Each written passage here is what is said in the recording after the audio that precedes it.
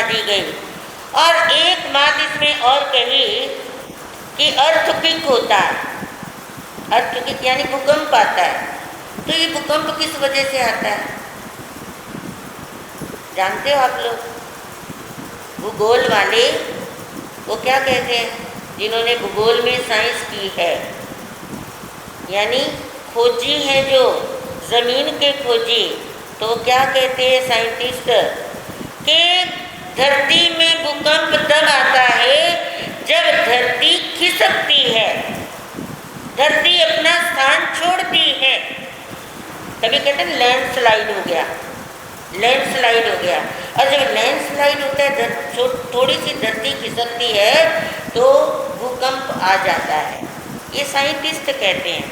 लेकिन मेरे परमात्मा ने ये बात नहीं कही, परमात्मा ने इसको और तरीके से इसी में दर्शाया।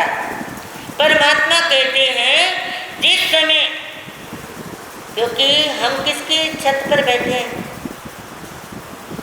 नरकावास की छत पर ही बैठे हैं ना, नरक है ना इसके नीचे। तो हमारे हम जहाँ चल रहे हैं फिर रहे हैं, ये किसकी है? नरकावास की छत है। इसके नीचे नरक शुरू हो जाता है, क्योंकि हम मर्त्य लोक में, मध्य लोक में हैं, और इसके नीचे क्या है? नारकी है। और इस छत के सबसे पहले परमाधर्मी देव रहते हैं। परमाधर्मी देव ये कितनी तरह के होते हैं? 15 तरह के। ये क्या, इनका काम क्या है? क्या है काम? नारकी जीवों को क्या करना? वेदना देना, तड़पाना, ये काटना, है ना, अंग छेदन करना। और उनको बड़ी खुशी होती है जब नारकी चिल्लाते हैं, जब टुकड़े टुकड़े करके उनको बाहर निकालते हैं, तो ये परमाधर्मी देव बड़े प्रसन्न होते हैं। नाम ही देखो, परम अधर्मी। परमाधर्मी का मतलब क्या है? जो परम अधर्मी है, जो एकांत मिथ्यात्वी है। एकांत मिथ्यात्वी जिनको संकित नहीं आएगी,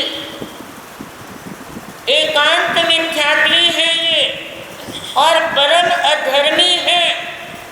क्योंकि जब मार काट पीट इसी में आनंद ले रहे हैं, तो क्या इनको उसी में रुचि, उसी में इनको मन लगता है। तो ये परम अधर्मी है। ये 15 तरह के हैं। कहते जिस समय ये उछल कूद मचाते हैं, क्या मचाते? उछल कूद मचाते हैं, तब ये धरती क्या होती है? कंपायमान होती। आप देखो छत के ऊपर यदि बच्चे उछल कूद मचाना शुरू कर दें, तो छत, हमारे बड़े बुजुर्ग क्या कहते थे? छत तोड़नी है, यही बोलते थे ना। अरे बच्चों नीचे आ जाओ, छत तोड़नी है क्या तुमने? इतनी उछल कूद मचा रहे हो। ये साइंटिफिक है कि जब हम इतनी उछल कूद मचाते हैं तो फिर वो सारी धरती क्या होती है? कंपायमान होती है। जब एक नर्तकी नृत्य करती है, और कईयों को देखा होगा पैर ठप ठप ठप ठप मारती है, इतने मारती है कि वो स्टेज भी हिलने लग जाती है, तो कंपायमान होती है। तो 15 प्रकार के परमाधर्मी देव जब उछल कूद मचाते हैं, तब भी धरती में ऐसे लगता है जैसे भूकंप आया। और इसी के एक तरफ भवनपति देव भी रहते हैं। कौन से? ये कितनी तरह के हैं? ये कितनी तरह के हैं? 10 तरह के। कितनी तरह के? 10 तरह के भवनपति देव। इनके भवन बने हुए हैं नीचे। भवनों में रहने के कारण इन्हें भवनपति कहते हैं। विमानों में रहने के कारण ऊपर वालों को वैमानिक देव कहते हैं। आगे समझ में? भवन में रहते हैं नीचे तो भवनपति, और विमानों में रहते हैं तो वैमानिक देवता होते हैं। और ये 10 तरह के भवनपति देव ये आपस में कलह करते रहते हैं, लड़ते रहते हैं, युद्ध संग्राम करते रहते हैं। तो कहते हैं मेरे महावीर कि जिस समय ये भवनपति देव आपस में संग्राम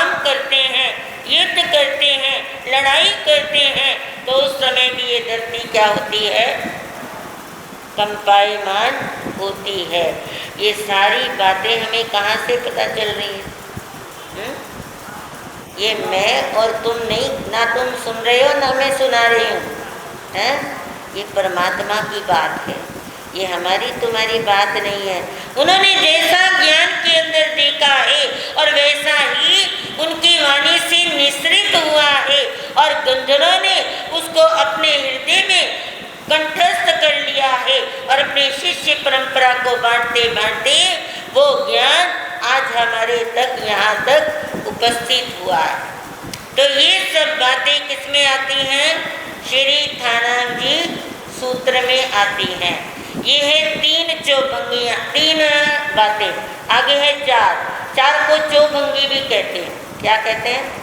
कई कई संत चौभंगियों पे ही प्रवचन करते हैं। चौभंगियों पे अगर प्रवचन करने लग जाए, मुझे लगता है सारी जिंदगी बीत जाए तो भी चौभंगियाँ खत्म होने वाली नहीं है। कैसी हैं चौभंगियाँ? जैसे देखिए, चार घड़ों का वर्णन आता है। एक घड़ा ऐसा है जिसके बीच में शहद भरा हुआ है, उसके ऊपर ढक्कन है और ढक्कन के ऊपर भी शहद है। दूसरा घड़ा ऐसा है, बीच में शहद है और ढक्कन के ऊपर जहर है।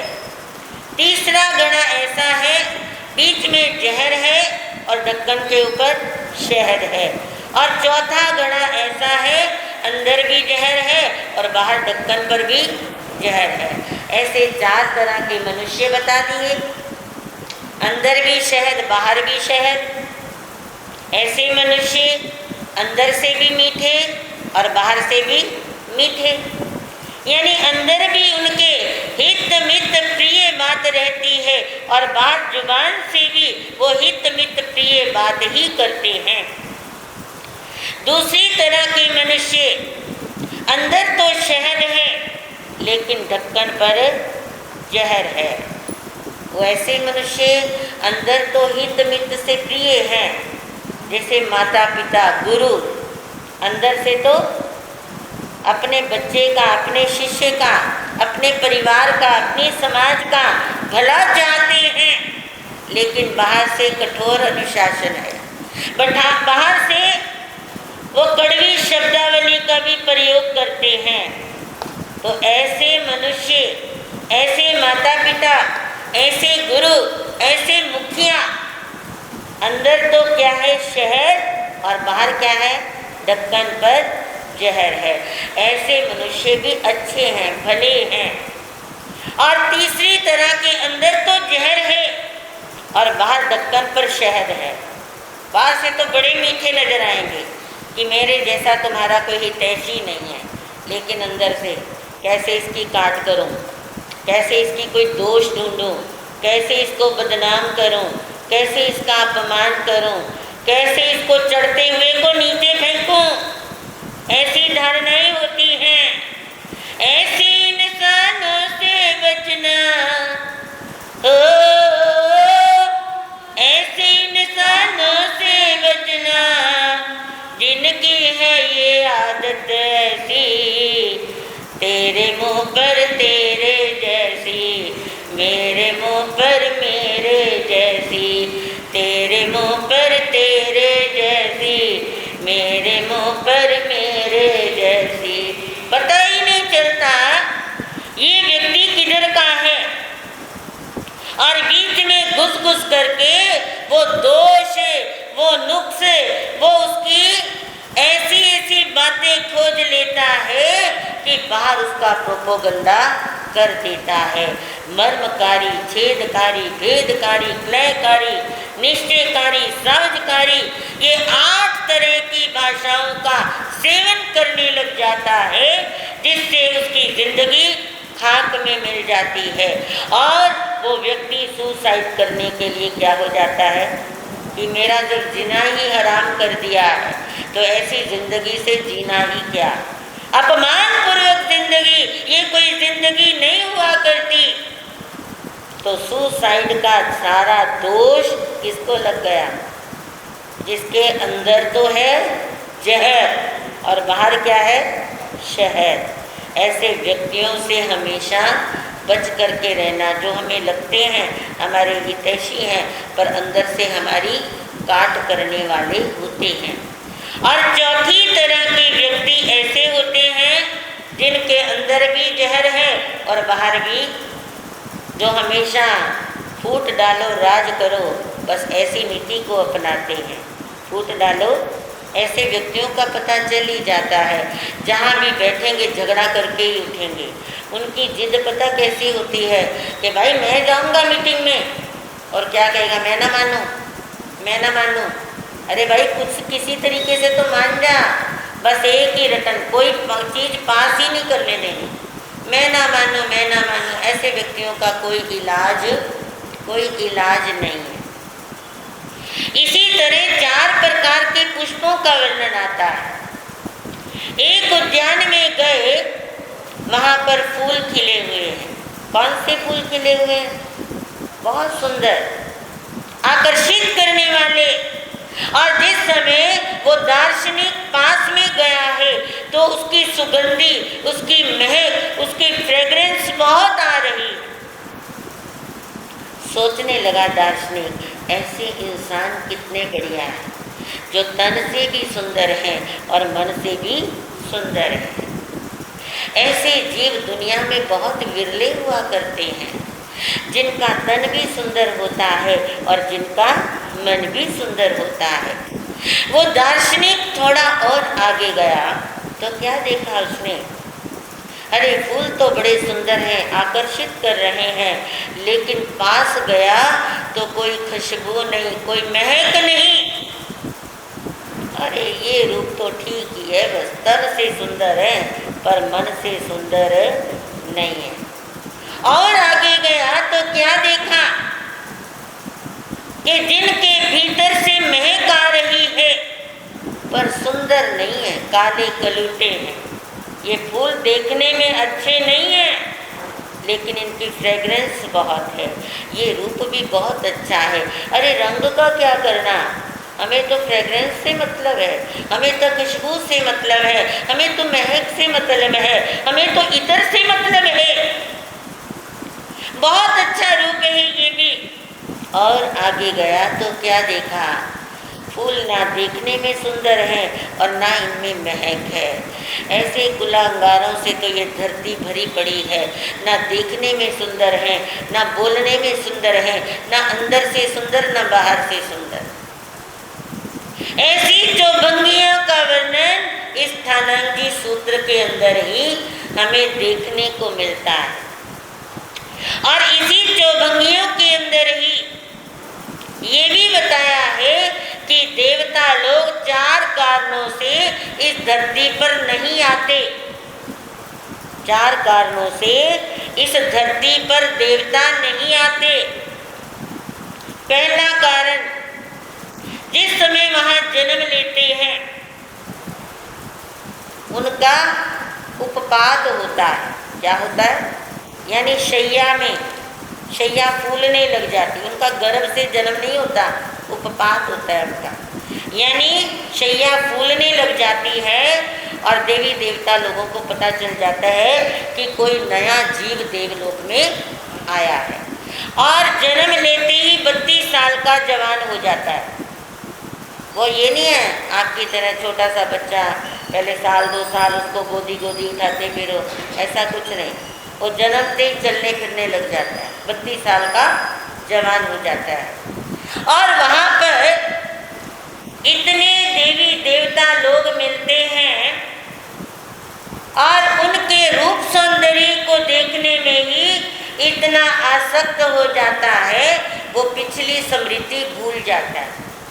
अपने माता पिता बेटा पत्नी कोई याद ही उसको नहीं रहता, वो उसी राग रंग में उसी को देखने में लग जाता है। पहला कारण तो ये है। दूसरा कारण, यदि किसी को याद आ भी जाए, अवधि ज्ञान है, तो उस समय देवी देवता लोग कहते अरे भाई जाके बताओगे क्या, एक नाटक तो देख लो, नाटक देख लो और जाकर के बताना मैं ऐसा देख कर के आया हूँ। और नाटक पेश करते हैं। जिस समय नाटक करते हैं वो नाटक देखने में मस्त होता है, तो 10,000 वर्ष का समय बीत जाता है। वहाँ एक नाटक होता है, यहाँ पर 10,000 वर्ष का समय बीत जाता है। तो कितनी पीढ़ियाँ खत्म हो गई हैं? अंदाज़ा लगाओ कितनी पीढ़ियाँ खत्म हो गई। अभी तो 2550 साल ही हुए हैं भगवान महावीर के निर्वाण को, कितनी पीढ़ियाँ निकल गई और 10,000 में कितनी निकल जाएंगी, खुद अंदाज़ा लगाओ। तो ना वो माँ रहेगी, ना बाप रहेगा, ना बेटा, ना पत्नी, किसको मिलेगा आकर के, है ना? तो पीढ़ियों की पीढ़ियाँ खत्म हो गई, तो कहेगा मैंने जा कर के करना क्या है। और तीसरी बात यहाँ पर लिखी है कि वो व्यक्ति देवता क्यों नहीं आते, क्योंकि उसको मनुष्य लोक से दुर्गंध आती है। यहाँ पर कितने फूलों का इधर छिड़क दो, वो कहेगा है तो एक इंद्रिय का कलेवर ही, कितना भी इधर छिड़क दो तो है तो क्या, एक इंद्रिय का कलेवर ही तो है। और कलेवर में से उसे बदबू आती है और 500 योजन ऊपर तक ये दुर्गंध जाती है। देवी देवता लोग कहाँ से शुरू होते हैं? 900 योजन से। कितने योजन से?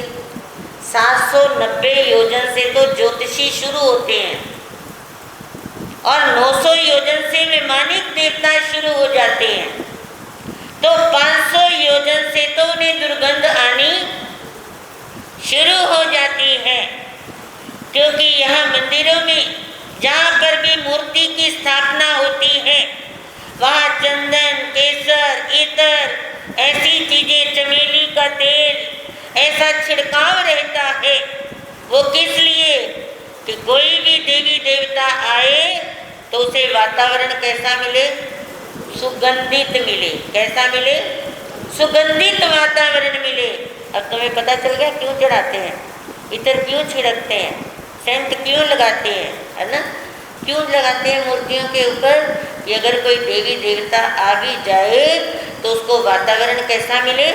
सुगंधित मिले, क्योंकि उसे दुर्गंध आती है और दुर्गंधी में वो आना पसंद नहीं करता। ये बात मेरे परमात्मा ने किसमें कही है? श्री ठाणाजी सूत्र में कही है। और 4 ही कारण ऐसे हैं जब देवी देवता आ भी जाते हैं। पहली बात, किसी के साथ कमिटमेंट किया है, वादा किया है कि मैं तेरे को बोध देने जरूर आऊँगा, तो वो बोध देने जरूर आएगा, क्योंकि उसका क्या है? वादा किया हुआ है। दूसरा, कोई साधक साधना में बड़ा दृढ़ है और उसकी परीक्षा लेने के लिए भी आ जाता है। जब शक्रेंद्र महाराज उसको वंदन करते हैं, नमस्कार करते हैं, तो वो परीक्षा लेने के लिए कि देखूं क्या ये साधना में खरा उतरा है। और तीसरी बात, जो अखंड ब्रह्मचर्य का पालन करते हैं। अब आप कहोगे महाराज साहब अखंड क्या चीज़?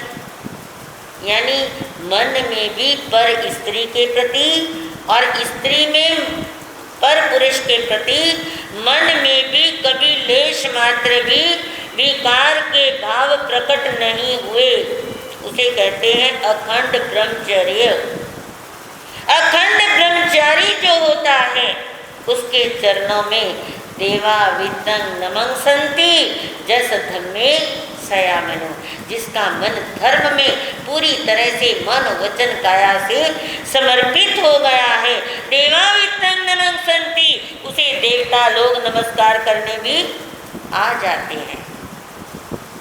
और चौथी बात, जिन शासन की प्रभावना करने के लिए कोई इतना, जैसे तीर्थंकर भगवान शांतिनाथ जी जब जन्म हुआ तो मिर्गी का रोग क्या कर दिया? जिन शासन की प्रभावना की ना, तो जिन शासन की प्रभावना करने के लिए भी देवी देवता लोग आ जाते हैं। जब आस्था कभी डामाडोल होने लगती है तो उस समय आस्था को पक्का करने के लिए भी देवी देवता लोग इस धरती पर आ जाते हैं। ये सारी बातें इसके अंदर लिखी हैं। और देखिए, कई लोग कहते हैं कि मेरे अंदर पद्मा देवी माता का प्रवेश हो जाता है, कोई कहता है मेरे अंदर इसका प्रवेश हो जाता है ना। लेकिन प्रवेश किसके अंदर होता है? जो अखंड ब्रह्मचारी होता है। और दूसरी बात, ये वानव्यंतर देवता प्रवेश कर सकता है, वैमानिक देवता कभी प्रवेश नहीं कर सकते। तीसरी बात, उस व्यक्ति का नाम लेकर के वो होते वानव्यंतर हैं, लेकिन कहेंगे मैं पद्मा देवी माता, पर होती नहीं है, क्योंकि वो तो संकिति है, उन्हें हमसे क्या लेना देना, वो नहीं आते कभी भी। ये माइंड में बात बिठा लेना, जो संकिति देवी देवता है वो नहीं आते। वानव्यंतर देवता, उन्होंने भी अपनी पूजा प्रतिष्ठा करवानी होती है। वो उस शासन का नाम लेकर के, उस तीर्थंकर का नाम लेकर के, उसके अधिष्ठायक देवी देवता का नाम लेकर के वो उपस्थित हो जाते हैं उस मंदिर में, उस स्थान पे, क्षेत्रपाल पे वो अपना निवास बना लेते हैं और भक्तों के काम क्या करते रहते हैं? पूर्ण करते रहते हैं। उनको स्थान मिल जाता है वानव्यंतर देवता, क्योंकि वो तिरछे लोक में ही रहते हैं। वानव्यंतर देवता कितनी तरह के हैं? 16 तरह के। कितनी तरह के? 16 तरह के वानव्यंतर देवता है। और ये वानव्यंतर देवता इस तरह से अपना स्थान बना लेते हैं। जैसे पीपल पर बना लिया, पीपल पे लोग कलावा बांधते रहते हैं, है ना, उसका कोई पत्ता भी फिर नहीं तोड़ता, तो उसके अंदर किसका वास है? वानव्यंतर देवता का वास है। हम सोचे ना कि जो संकिति देवता है वो आ जाएगा, वो उनको फुर्सत ही नहीं है, वो जाएंगे तो समुद्र में जाएंगे, वो तुम्हारे पास क्या करने आएंगे, है ना। तो आते हैं कौन से देवता? वानव्यंतर देवता। और वानव्यंतर देवता नाम किसका लेंगे? कि मैं चक्रेश्वरी माता हूँ, मैं पद्मा देवी माता हूँ, मैं भैरव देव हूँ, मैं काली माता हूँ, पता नहीं क्या क्या नाम ले लेते हैं। जिसके ऊपर आपको आस्था होती है वो उसी का नाम ले लेते हैं। तो ये सब चीज़ें हमें श्री ठाणंगजी सूत्र में मिलती हैं। अब आई 5वीं बात। 5 में हमें निर्याण मार्ग बताए। 5वें में हमें 5 निर्याण मार्ग, जब प्राण निकलते हैं तो कैसे निकलते हैं और उसमें गति कैसी है। जैसे पैरों से प्राण निकले तो जीव नरक गति में जाएगा। पैरों से प्राण निकले, अब आप कहोगे महाराज साहब हमें कैसे पता चले कि पैरों से प्राण निकले? सारी बॉडी ठंडी होगी, पैर गर्म होंगे, तो इसका मतलब लास्ट में कहाँ से निकले हैं? पैरों से प्राण निकले। ये साइंटिफिक नहीं बल्कि परमात्मा का बताया हुआ ये रास्ता है। पैरों से अगर प्राण निकले तो जीव मर कर के कहाँ गया है? नरक गति में गया है। और पेट से प्राण निकले तो जीव त्रियंश गति में गया है, उसका पेट क्या होगा? गर्म होगा। और छाती से यदि प्राण निकले तो जीव मर कर के मनुष्य गति में गया है। और गर्दन से ऊपर प्राण निकले, जैसे मुंह से, नाक से, आँख से, है ना, कईयों की आँखें खुली होती हैं, कईयों का आंसू ढुलकता है, कई जो है हटपूरा लेते हैं मुंह के द्वारा, है ना, कईयों के नाक से हल्का सा नाक बह जाता है, तो उससे पता चल जाता है कि इसके प्राण, क्योंकि वो चीज़ क्या होगी? लास्ट में गर्म होगी, बाकी सारा शरीर क्या होगा? ठंडा होगा। तो मुंह से, नाक से, आँख से, यानी गर्दन के ऊपरी भाग से अगर प्राण निकलते हैं तो जीव देवलोक गति में गया है। और यदि हमारी रोमराई सारी खड़ी हो जाए, सारे बाल खड़े हो जाए, तो समझ लेना ये जीव मोक्ष में गया है। सारी रोमराई सारी खड़ी हो जाए, सारे हमारे बाल खड़े हो जाएं, तो समझ लेना ये जीव कहाँ गया है? मोक्ष में गया है। ये 5 रास्ते, 5 निर्याण मार्ग मेरे परमात्मा ने इसमें बताए हैं। और छठा, 6 काया के जीव, 6 द्रव्य, षट द्रव्य आते हैं ना 25 बोल में, 20वां बोल, कितने द्रव्य हैं? 6 द्रव्य, षट द्रव्य हैं। और 6 काया के जीव, इसमें सारा वर्णन मिल जाता है। 7वें नंबर के ऊपर 7 प्रकार का भय, क्योंकि हम सारे काम इस लोक के भय से करते हैं। लोग क्या कहेंगे, लोग क्या कहेंगे, है ना। ये लोक भय, परलोक भय, परलोक के भय से भी करते हैं कि परलोक में हमें दुर्गति ना जाना पड़े, इसलिए भी हम डरते हैं।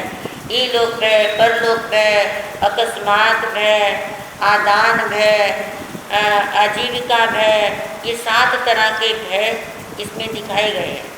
फिर 8वां है 8 कर्म, 8 मद, 8 कर्म, 8 मद। मद मैंने बेहोशी, मद मैंने बेहोश, क्योंकि मद से ही मद्य बना है, मद से ही मद्य बना है। और मद्य का जो पान करता है, सुरा का जो पान करता है, वो बेहोशी तो होता है, और क्या होता है ना। तो मद का नाम क्या है? बेहोशी। ये बेहोशी में किसकी बेहोशी? जाति का मद, कुल का मद, तप का मद, रूप का मद, ज्ञान का मद, ऐश्वर्य का मद, लाभ का मद, धन का मद। कितने 8 तरह के मद बता दिए। कितनी तरह के? कईयों को जाति का मद होता है कि मेरी जाति ऊंची, बाकी सब नीचे। अरे जाति से कोई ऊंच नहीं, कोई नीच नहीं। जाति को काम नहीं दिन मार्ग, जाति को काम नहीं दिन मार्ग, संयम को प्रभु आदर दीनो। हमारे तपस्वी श्री लालचंद जी महाराज साहब, जिनका समाधि स्थल अम्बाला के अंदर बना हुआ है, वो पता है जाति से कौन थे? चमार थे। और एक बार लालड़ों के अंदर संत पधारे। जिस समय संत पधारे, दिन छुपने को आ गया, लेकिन स्थान वो आया नहीं जहाँ ठहरना। खेत है, खलिहान है। संतों ने वहाँ पे पूछा कि ये जो बम्बी लगी हुई है, ये जो कोठा बना हुआ है, क्या इसमें हम रात बिता सकते हैं? तो वहाँ का सरपंच कहने लगा, महाराज साहब ये मेरा ही है, आप निश्चिंत होकर यहाँ रह सकते हो। अब वो संत वहाँ पर रुक गए, क्योंकि दिन छुपने के बाद उन्होंने चलना नहीं। अब वहाँ पर रुके तो सरपंच ने पूछा, महाराज साहब आप कुछ ज्ञान भी दोगे? हाँ भाई दे देंगे, अगर आएंगे कुछ लोग तो। वो गांव से सभी लोगों को इकट्ठा करके वहाँ खेतों में ले आया, और संत वहाँ क्या करने लगे? अपना प्रवचन देने लगे। उस समय ये लालू चमार भी प्रवचन सुनने आया, लेकिन ये बहुत पीछे बैठा हुआ था। तो महाराज साहब की दृष्टि गई, कहने लगे, अरे वो भाई कौन बैठा है, भाई उठो आगे आ जाओ। बोला नहीं महाराज साहब मैं यहीं ठीक हूँ। अरे आ जाओ ना आगे। नहीं महाराज साहब मैं जाति से चमार हूँ, इसलिए मैं यहीं ठीक हूँ। ये सारे सेठ लोग हैं, इनको आगे बैठने दीजिए। अब महाराज साहब के भी मन में आया कि इसको श्रद्धा कितनी है, सुनना भी चाहता है, लेकिन बैठा कहाँ है? पीछे बैठा है। पर चलो कोई बात नहीं, सारा ज्ञान दिया। ज्ञान देने के बाद सब लोग जब चले गए तो लालू चमार को वो शब्द लग गए।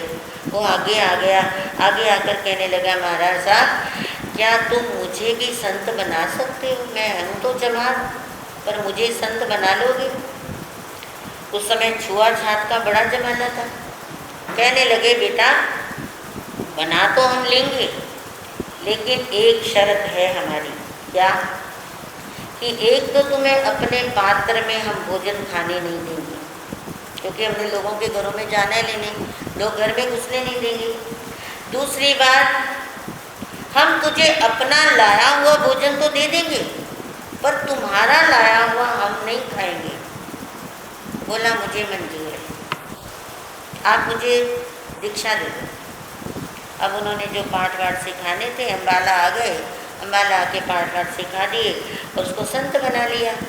संत बनते ही उन्होंने 5 दिन के व्रत और 1 दिन पारना, पंजोले पंजोले पारना करना शुरू कर दिया। और पारने में भी 5 ही द्रव्य रखे। कितने? 5 द्रव्य, 1 दाल, 1 फुल्का, 1 पानी, 1 सौंठ और 1 कढ़ी। कढ़ी या लस्सी दोनों में से एक चीज रखी। ये 5 ही चीजें रखी। वो दवाई के नाम पे सौंठ बस, और कुछ नहीं। और कहते पूरी जिंदगी उन्होंने पंजोले पंजोले क्या किया? पारना किया। और वो भी समय आया जिस समय वो दोबारा अम्बाला के अंदर आए, ब्राह्मणों का बोलबाला था। उस समय का पानी भरने का सिस्टम क्या था? आप लोगों ने शायद देखा होगा।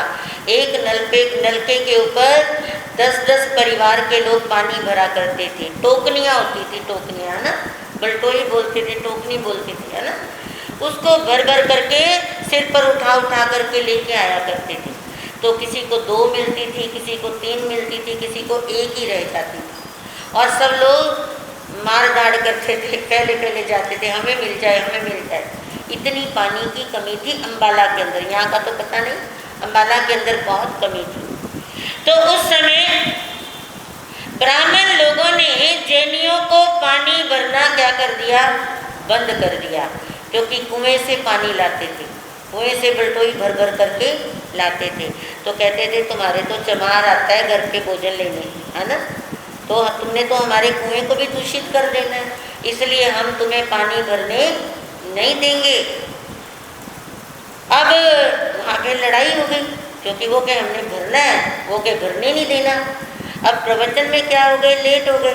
अब जो व्यक्ति प्रवचन में रोज आना आता है और आज नहीं आएगा तो गुरु महाराज पूछेंगे ना, भाई कल क्या बात थी, कहाँ चला गया था तू, आया नहीं तू। ये भी प्रेम होता है संतों का, जो पूछ लेते हैं।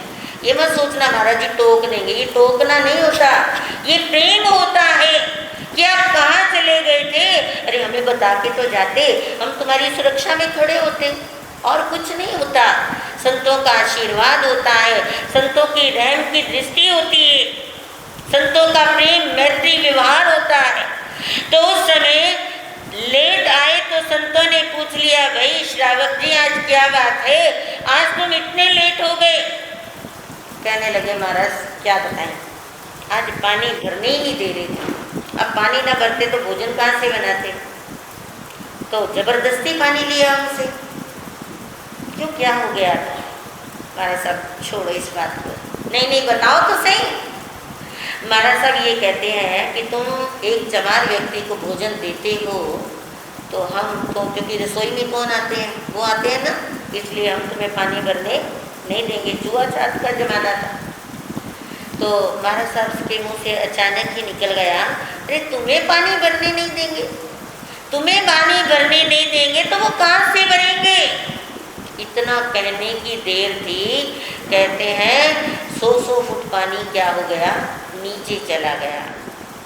यानी पानी किसी को भी नहीं मिला। 3 दिन बीत गए, पानी निकल नहीं रहा कुएं में से। तो आखिर उन ब्राह्मणों को इकट्ठे होकर के कहाँ आना पड़ा, स्थानक में आना पड़ा। और श्री लालचंद जी महाराज साहब के आगे उन्होंने माथा रगड़ा कि हम नहीं जानते थे कि आपकी पावर कितनी है। अरे आप जाति से चमार भले हैं, लेकिन मन से तो आप क्या है, ब्राह्मणों से भी उच्च हैं। तो आज हमने समझा है कि जात पात कुछ भी नहीं है। अरे मन में यदि गिरावट है, जैन होने के बावजूद भी वो शूद्र है। अगर मन से वो वेश्या गमन करता है, पर स्त्री गमन करता है, चोरी करता है, जुआ खेलता है, शराब पीता है, जैन कुल में जन्म लेने के बाद भी वो शूद्र है। मेरे परमात्मा की वाणी, वो जैन नहीं, एक लेवल का जैन है, लेकिन वो शूद्र है। और शूद्र जो है वो नीच गति में ही जाता है।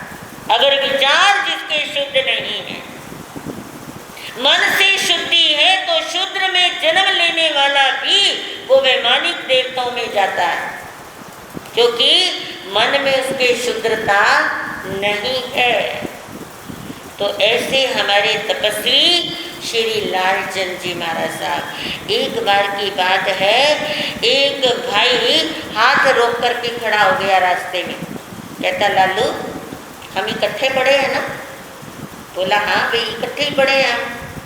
कहता फिर कोई चमत्कार तो बता, मैंने सुना तो बड़े चमत्कार करने लग गया। मैंने सुना है तू बड़े चमत्कार करने लग गया है, चल लालू एक चमत्कार कर।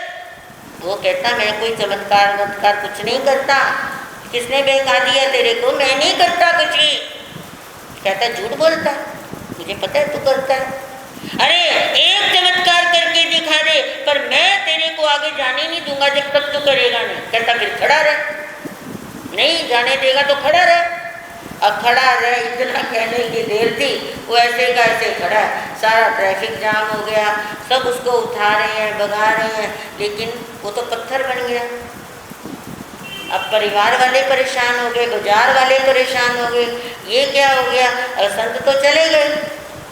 अब पता चला एक जैन संत आया था, वो कुछ कह गया इसको और ये पत्थर की मूर्ति बन गया। सारा ट्रैफिक जाम हो गया, सड़क रुक गई। अब सब मिल कर के वहाँ आए। अरे संत जी आप उसको क्या बोल के आए हो? अरे वो तो ऐसे पत्थर बन गया है। बोले मैं तो कुछ नहीं कह के आया। मैंने क्या कहा? मैंने कुछ नहीं कहा। बोला वो तो सड़क जाम हो गई सारी की सारी। फिर उनको ध्यान आया, अरे मैंने कहा खड़ा रह, शायद वो इसीलिए ना खड़ा रह गया, मैंने तो इस दृष्टि से कहा नहीं था। अब कहता चलो मैं चलता हूँ। अब गए तो उस समय देखा ही तो वैसे का वैसा ऐसे ही खड़ा है। कहता अरे भाई मैंने कब कहा तुझे खड़ा रह, चल यहाँ से। इतना कहने की देर थी, वो वहाँ से चल पड़ा। ऐसे तपस्वी श्री लालचंद जी महाराज साहब जो इतनी भारी तपस्या करते हैं, द्रव्य भी सीमित रखते हैं, तो उनके अंदर ऐसी ऐसी लब्धियाँ पैदा क्यों नहीं होंगी? आज भी अम्बाला के अंदर जैसे यहाँ तपस्वी श्री रूपचंद जी महाराज साहब के करिश्मे होते हैं, इसी तरह वहाँ पर श्री लालचंद जी महाराज साहब के करिश्मे होते हैं। जाट, जिमीदार, जैन, अजैन सभी वहाँ पर बहुत आते हैं। किसी के पुत्र होता है, किसी की पुत्रवधू आती है, दीपावली के समय सभी वहाँ पर जरूर जाते हैं, उनका आशीर्वाद मिलता है। कोई पास नहीं होता, वहाँ पर सुख के आते हैं कि गुरुदेव मैं पास हो जाऊँ, बस आशीर्वाद दे दो, फिर मैं यहाँ पर मिठाई वितरित करके जाऊँगा, मुँह मीठा सबका करा के जाऊँगा, तो वो पास हो जाता है। श्रद्धा भक्ति जैसी हम करते हैं वैसा ही होता है। तो कहने का मतलब है देवी देवता लोग भी कब आते हैं? ये चार कारणों से आते हैं। और आठवां जो मैंने बताया कर्म और 8 मद है ना, और 9वां है शरीर में 9 प्रकार के रोग। इनकी उत्पत्ति का कारण क्या है? उत्पत्ति का कारण बताया है अति। अति सर्वत्र वर्जित। जिस भी चीज में अति करोगे वहाँ रोग उत्पन्न होगा। बोलने में अति तो लड़ाई का रोग है ना, खाने में अति तो शरीर का रोग है ना, और चलने में अति तो भी शरीर का रोग। खाने में, पीने में, सोने में, बोलने में, उठने में, बैठने में, जिस चीज में भी अति होगी आपकी, उस चीज में रोग क्या हो जाएगा? पैदा हो जाएगा। ये 9 कारण बताए हैं। और 10वां बताया है आजकल की जो समस्या है, व्यक्ति चीज रख जाता है भूल जाता है। कहते मेरी तो आज याददाश्त ही नहीं रही महाराज साहब, मैं थोकड़ा याद करती हूँ भूल जाती हूँ, सूत्र याद करती हूँ भूल जाती हूँ, है ना, मेरे भेजे में पड़ता ही नहीं है। तो उसके लिए 10 नक्षत्र बताए हैं मेरे परमात्मा ने कि इन नक्षत्रों में अगर हम याद करें तो हमारा स्मृति जो है बढ़ती भी है और ज़्यादा देर तक ज्ञान टिकता भी है। कौन से हैं 10 नक्षत्र मैंने लिखे हैं? पूर्वाषाढ़ा, पूर्वा भाद्रपद, पूर्वा फाल्गुनी, यानी तीनों पूर्वा वाले, फिर हस्त, आद्रा, चित्रा, मृगशिरा, अश्लेषा और ज्येष्ठा नक्षत्र, ये 10 नक्षत्र हैं। इन नक्षत्रों में यदि हम ज्ञान अर्जित करते हैं, अब तो आद्रा नक्षत्र चल रहा है ना, तो ये याद करने का नक्षत्र है। ज़्यादा से ज़्यादा याद किया करो। जैसे मैंने कहा आपको 25 सुमंग याद कर लो, है ना। 25 बोल जिसको नहीं आता वो याद कर लो। प्रतिक्रमण नहीं आता याद कर लो। कोई नंदी सूत्र करना चाहता है, नंदी सूत्र याद कर लो, क्योंकि केवल ज्ञान केवल दर्शन पाना चाहते हैं, लेकिन 5 ज्ञान का सूत्र कौन सा है ये आपको मालूम नहीं है। ये नंदी सूत्र 5 ज्ञान का ही तो सूत्र है। तो नंदी सूत्र कंठस्थ करो। आप स्वाध्याय करोगे इसकी ज़्यादा से ज़्यादा, तो कर्मों की क्या होगी, निर्जरा होगी। ये 10 की 10 बातें किसमें बताई हैं, बोल तो दो। कौन सा सूत्र सुना है, श्री ठाणांग जी सूत्र। अच्छी तरह से बोलो, श्री ठाणम आगम देखो सुहाना,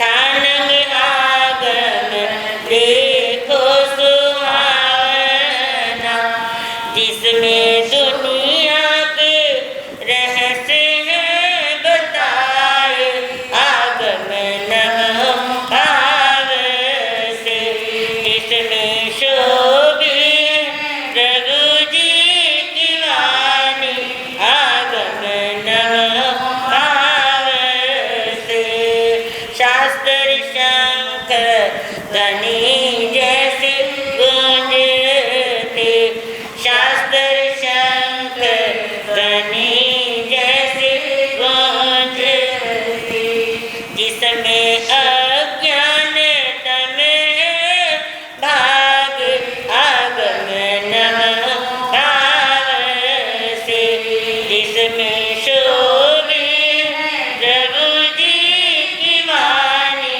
आगम नम भाव से। ऐसा ठाणांग जी सूत्र। कल आपके सामने आएगा समवायांग जी सूत्र। नहीं, पर कल क्या है, कल तो 1 तारीख है। कल क्या करना है आप सभी को, आइमिल करना है। कल को आइमिल करना है। 111 के करीब लिखे जा चुके हैं। अभी 11 को हमने पर्चियाँ नहीं दी, क्योंकि पर्चियाँ हमारी 100 छपी हुई थी, है ना। तो कल जो आइमिल करने आएंगे उसी समय पर्चियाँ उनको दे दी जाएंगी। और धारणा और पालना सब प्रधान जी की यही है कि यहीं पर होगा। तो हमारे संघ के व्यवस्था बनाने वाले सभी बहुत सक्रिय हैं, और ड्यूटियां भी हमारे युवा मंडल, हमारी महिला युवती मंडल, वर्तमान युवती मंडल, जैन युवती मंडल, युवक मंडल सभी बहुत सक्रिय है। क्योंकि कल हमारे गौरव भैया आए थे, आज फिर छुट्टी करिए क्या, आज फिर गायब हो गया। कोई बात नहीं, मुल्ला की दौड़ कहाँ तक है, फिर पकड़ के ले आएंगे, है ना। कहाँ तक भागेगा वो, लेके तो आना ही है ना। अपने आप आ जाए बहुत अच्छी बात है, नहीं तो पकड़ के भाग गया। हाँ, तो आज बहाना बना लिया बाहर जाने का, है। हाँ, रविवार को हमारी साध्वी जी ने लिखा है कि लोगस लिखने की प्रतियोगिता होगी। रविवार को लोगस लिखने की प्रतियोगिता होगी, आप प्रैक्टिस कर लेना।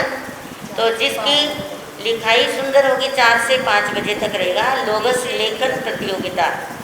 तो जिसकी लिखने में त्रुटियां कम होंगी और लिखाई में भी वैसे त्रुटियां ज़्यादा देखी जाएंगी, और 2 त्रुटियां माफ रहेंगी। अगर ज़्यादा रहेंगी तो फिर नंबर कटेंगे। याद करके लिखना है, घर से नहीं लिख के लाना, याद कर लेना है, याद करके यहाँ जुबानी लिखना है ना। तो लोगस लेखन प्रतियोगिता रहेगी, इस बात का ध्यान रखेंगे। श्री राम नाम मितवाला, वो लाल लंगोटे वाला, संतोरी शोभा नारी, शिव शंकर के अवतारी बजरंगी, जगत को पहचाना रघुवर का है दीवाना, मन की आस करे नवनिधियों के दाता, शरण तिहारी जो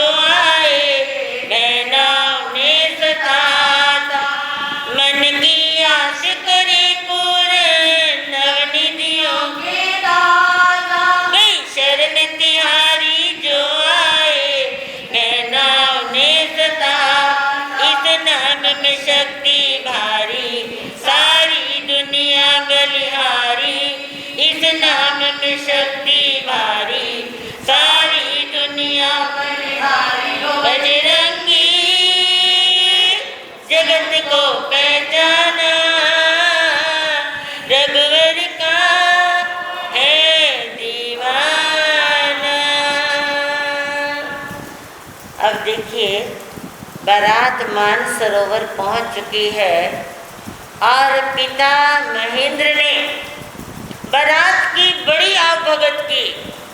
और बारात की तो आप भी आवभगत करना जानते हैं, है ना, इसको ज़्यादा डिटेल में बताने की ज़रूरत नहीं है। और वो भी समय आ गया, शादी हो गई, विदा की समय आ गया, विदाई का समय।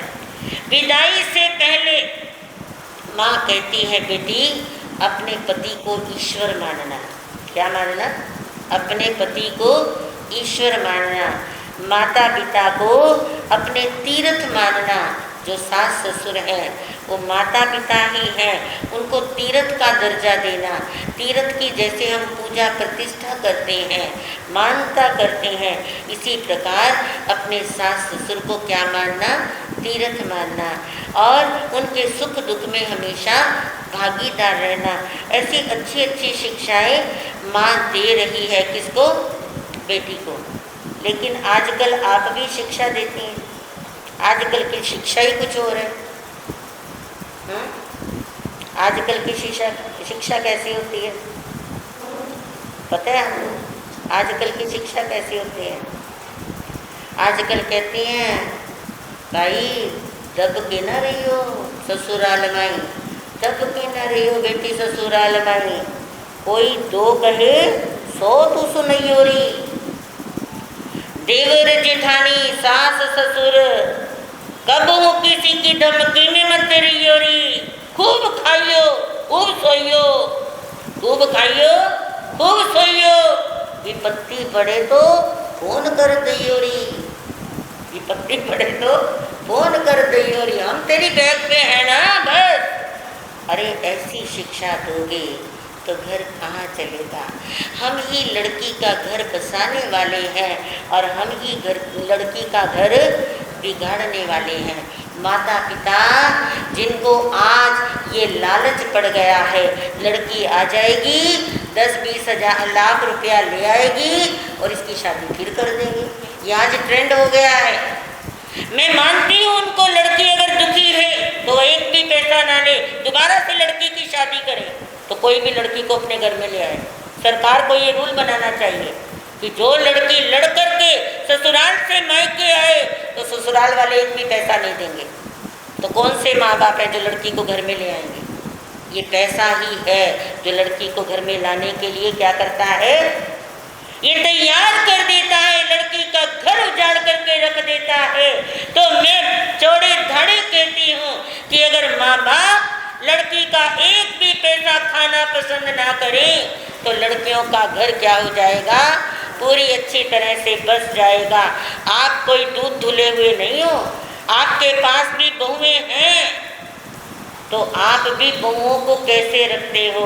आप भी मर्यादा में रखते हो, अपनी बेटियों को भी मर्यादा में रहना सिखाओ कि ये नहीं जो मायके में होता है वो तुम्हारे ससुराल में भी हो। 20 साल 22 साल बहुत अच्छे तरह से निभा दिए, अब 20-22 साल वहाँ भी तो निभा के दिखाओ ना, क्योंकि हर दिन एक जैसे नहीं रहते। और वो लड़कियाँ जो मायके से आकर के मायका छोड़ती नहीं है, मायके से आ तो जाती हैं लेकिन मायका छूटता नहीं है, छोड़ दिया पर छूटता नहीं है। और क्या कहेंगे आके? हमारे मायके में तो ऐसे होता था, हमारे मायके में ऐसे होता था, आपके यहाँ तो होता नहीं, आपके यहाँ तो होता नहीं। अरे भाई फिर मायके ही रहना था, यहाँ आने की ज़रूरत क्या थी? सही है ना बात? अगर मायके की ही इतनी थी तो मायके रहना था।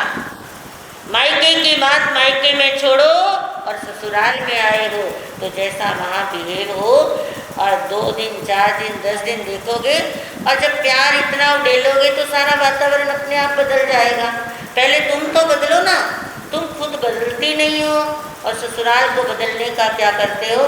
प्रयास करते हो। सारा कसूर बच्चों का भी नहीं होता, बड़ों का भी होता है। लेकिन एक बात मैं कहती हूँ, बड़ों को कभी बदला नहीं जा सकता। हम सोचे ना बड़ों को बदल दें, बड़ों को कभी नहीं बदला जा सकता। बदलना है तो खुद को बदलो, बस खुद को बदल लोगे तो वातावरण अच्छा बन जाएगा, और खुद को नहीं बदला तो वातावरण दूषित हो जाएगा।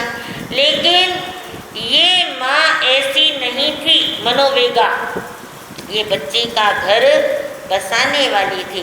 बेटी, जो यहाँ पर होता है वो यहीं पर छोड़ दो, बस अपने ससुराल में जैसा वो कहे वैसा करो, जिस धर्म को वो माने उसे मानो।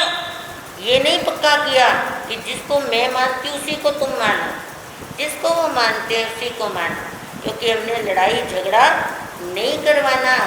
ये जिद ही तो होती है जो लड़ाई झगड़ा पैदा कर देती है। कोई कहेगा मंदिर जाना, कोई कहेगा नहीं जाना। अरे मंदिर जाने में क्या है और स्थानक आने में क्या है, सब एक जैसा है, कुछ भी नहीं। ये मनों का ही हेर फेर है। मन अगर पवित्र है तो तुम्हारा घर भी एक मंदिर है। इसमें सजीवन मूर्तियाँ बैठी हैं, इनको तो पहले पूज लो। इनको पूजा नहीं जाता, पर बाहर जाके हम पूजते हैं, वो द्रव्य पूजा है, लेकिन भाव पूजा अपने घर का मंदिर है। इस मंदिर को मंदिर रहने दो, इस मंदिर को कभी शमशान बनने मत देना। ऐसी शिक्षा दे करके अपनी कन्या को हमेशा भेजना, और ये प्रण करना कि हम लड़की का एक भी पैसा नहीं लेंगे, तो भी आप सच्चे श्रावक हैं। तो अच्छी शिक्षा दे करके वो क्या कर रहे हैं, विदाई में भी थोड़ा और टाइम लगने दो। कल नहीं, कल तो गुरनी मैया का क्या है, जन्मदिन है। तो जन्म दिवस के ऊपर जो भी कोई भजन कहना चाहे, उनके बारे में कुछ भी कहना चाहे तो आप कुछ कह सकते हैं, है ना। तो कल उन्हीं के जीवन के बारे में ही कल मैं भी बताने का, क्योंकि मैं भी उनके चरणों में आई तो मुझे क्या मिला। तो कल इन्हीं बातों को हम आदान प्रदान करेंगे, है ना। तो गुरनी मैया का जीवन कैसा है, उनका आचरण कैसा है, ये सारी बातें आपके समक्ष आएंगी।